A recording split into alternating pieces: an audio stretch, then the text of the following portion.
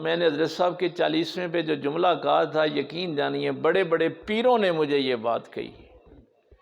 انہوں نے کہا کہ یہ جملہ صرف اسی آستانے پہ سننے کو ملا ہے، کسی پیر کی یہ جرت نہیں ہے کہ وہ اپنی اولاد کے متعلق یہ جملہ کہے. کہ سرکار نے فرمایا تھا اگر میری اولاد اللہ رسول کی فرما بردار ہو تو ان سے سلام لینا، ورنہ میری قبر پہ دعا کر کے چلے جانا، ان سے سلام لینے کی بھی ضرورت ہے. کیا اللہ کی پسند کے سامنے اپنی پسند کو ذبح کر دیا. ورنہ اس دور میں نے بڑے بڑے مولوی پیر دیکھے ہیں، جائیدادوں کی فکر پڑی ہوئی ہے، میری اولاد کا یہ بھی بن جائے، یہ بھی بن جائے، یہ بھی بن جائے. تو غوث پاک سرکار کا دوسرا جملہ جو میں عرض کرنے لگا تھا، کبھی یار زندگی میں کبھی کوئی ایک دعا کہ اللہ تعالیٰ بھی کیا سوچتا ہوگا ہمارے متعلق کہ میرا بندہ جب دعا کے لیے ہاتھ اٹھاتا ہے تو یا اللہ مجھے بیماری سے شفا دے، میرے کاروبار میں برکت دے، میری اولاد کو ایسا کر دے، بے اولاد ہوں اولاد دے دے، ظالموں سے نجات دے دے. پتہ نہیں دنیا جہان کی چیزیں مانگ لیتی.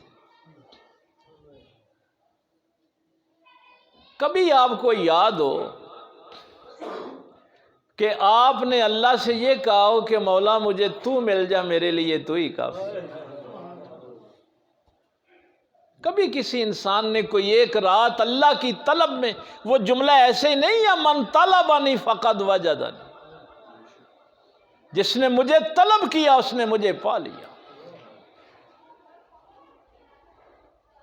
تو یہ چونکہ میرے حضرت صاحب قبلہ خصوصی مجھے یہ بات فرمایا کرتے تھے، اس لیے میں آپ تک پہنچانا چاہتا ہوں. میری ماں بھی یہی کہا کرتی تھی. کبھی کہنا نا کوٹھیاں دی گل ہونی، تو وہ فرمایا کرتی تھی میری ماں بھی یہی، میری نانی کے مطلب میری ماں بھی یہی کہا کرتی تھی، وہ پتر اگلیاں کوٹھیاں دی فکر کریا کر.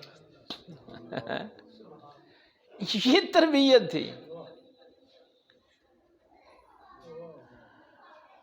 کہ انسان ہر وقت پتہ نہیں اللہ سے کیا کچھ مانگتا رہتا. یار کبھی کوئی زندگی کا ایک دن تو ہو، ایک رات تو ایسی ہو، ایک دعا تو ایسی ہو کہ اس دن میں اللہ سے صرف اللہ کو مانگوں.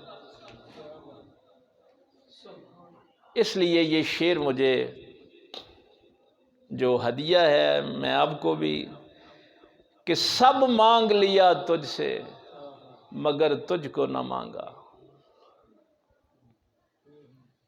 سب مانگ لیا تجھ سے مگر تجھ کو نہ مانگا، حد یہ ہے کہ توہین دعا ہم سے ہوئی ہے. ہم نے تو دعا کی بھی توہین کی. یہ تھی وہ ابراہیم علیہ السلام کا جملہ جب جبریل نے آ کے کہا تھا حکم ہو تو یہ بارش والا فرشتہ ہے، آگ بجھا دے گا، یہ ہوا والا ہے اڑا کے لے جائے گا. مجھے حکم دیں، مجھے نہیں دینا حکم تو میں اللہ تک آپ کا پیغام لے جاؤں. تو ابراہیم علیہ السلام نے کہا تھا میرا خدا مجھے دیکھ رہا ہے، دعا ہی کر دیں، اللہ سے ہی مانگ لے، اللہ سے ہی کہیں گے مولا اس آگ سے نجات دے. فرمایا دیکھ رہا ہے نا مجھے،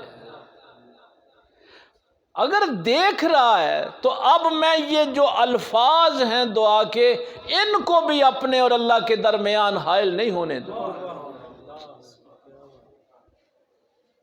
ذرا تصور کریں کہ یہ جو الفاظ ہیں نا دعا کے، ان لفظوں کو بھی میں اب اپنے اور اللہ کے درمیان حائل نہیں ہونے دوں.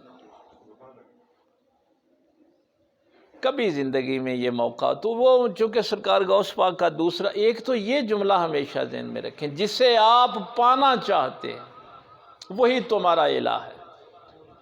اور دوسرا یہ چونکہ آپ کا یہ تصوف کا سلسلہ ہے اس لیے یہ گفتگو آپ سے کی جاتی. تو سرکار غوث پاک نے فرمایا تھا کہ جب محبوب سامنے ہو تو محبوب سے محبوب کے سوا کچھ مانگنا ہی تو شرک ہے. یہی شرک ہے کہ محبوب سامنے اور تو اللہ سے کچھ اور مانگتا پھرے۔ کتنے وزراء تھے محمود کے،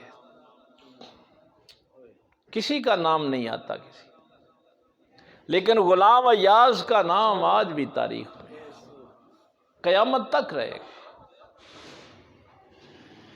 عشق ہو تو پھر ایسا ہو، ہیرے جواہرات، بادشاہ سواری پہ بیٹھا ہے اور بکھیر رہا ہے، اتنے